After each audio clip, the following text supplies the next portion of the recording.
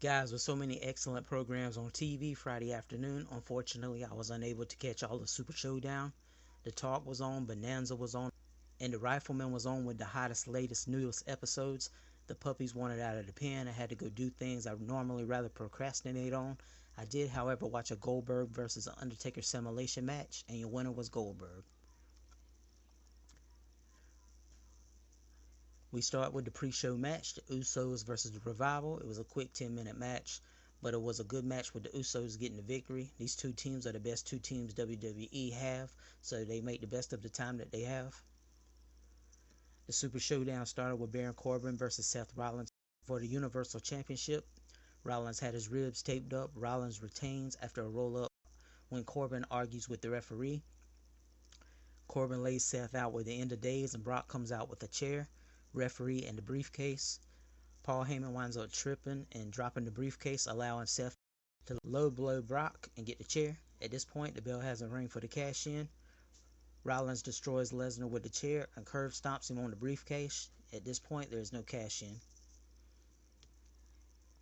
Brock walks out and seems to have an injured elbow, and I sure hope this doesn't mean Brock will miss any action, since I know how much he enjoys making it to all the shows, and he tries to be there every chance he can get.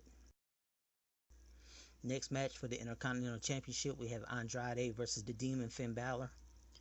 I took a short nap, but woke up to see Balor retained. Next up, Miz says he's going to win the Royal Rumble. Next up, Jinder Mahal says he's going to win the Royal Rumble. Next match will be Shane McMahon versus Roman Reigns, and here comes the money. Shane is joined by Drew McIntyre. An hour into the show, we get a 10-minute match that ends when McIntyre sneaks in while the referee is temporarily blinded. He hits a Claymore kick, allowing Shane McMahon to remain the best in the world.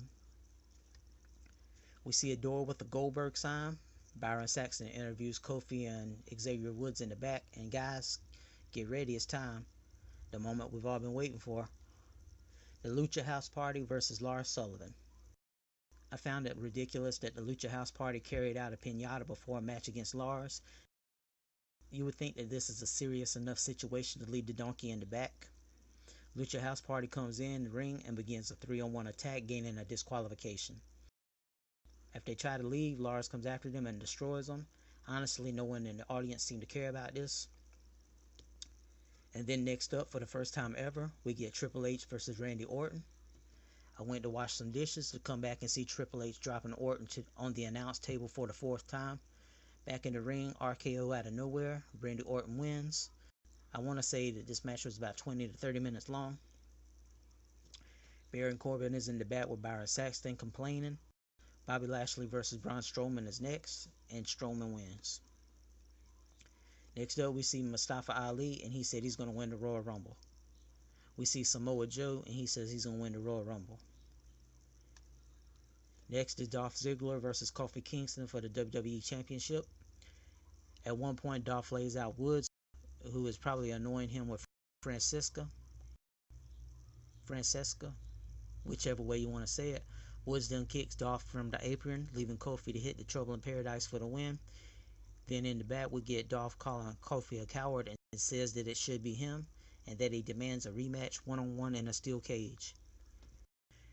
Next up is the 50-man Battle Royal. A lot of guys come out before Miz gets his own entrance, followed by Samoa Joe, Cesaro, and Titus O'Neil. Elias comes out and gives us a song, and then is thrown into the ring by the Miz. EC3 is out first, followed by the Singh brothers. It wasn't even mentioned that EC3 was thrown out. Really, 50 men is too much to have in the ring at once. At least 10 bodies gets tossed in the first few seconds, which has to happen if anyone plans to move. The final 6 comes down to Cesaro, Samoa Joe, Ricochet, Ali, Elias, and Mansoor. We'll get down to the last 2, Mansoor and Elias. At this point, I'm pretty sure we know who's going to win. And your winner of the 50-man Battle Royal is hometown favorite Mansoor, a former WWE prospect from Greatest Royal Rumble. Is this long-term booking by the WWE? If so, it's an understandable suck-up moment and would send the crowd home happy. My question, though, is where do they go with Mansoor from here? And finally, in the main event with 2 up-and-comers of the business, The Undertaker versus Goldberg. The Undertaker's entrance was probably the moment of the night and the only moment worth checking out if you missed the event. The match itself: spear, kick out, sit up, choke turns into a leg submission. Goldberg goes into the post and busts himself open. This winds up giving Undertaker the control. We get an old school followed by a choke slam and a tombstone. Kick out. Both men are laid out with double clotheslines. Later we see the snake eyes followed by another spear. Goldberg goes for a jackhammer and almost drops Undertaker on his head, with it looking more like a regular suplex. Goldberg tries a tombstone, but he can't get it, and the Undertaker winds up winning with a choke slam. I enjoyed this, but both men clearly need to walk away.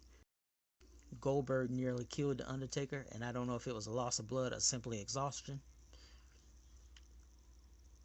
Anyhow, that was the show, guys. Nothing must see.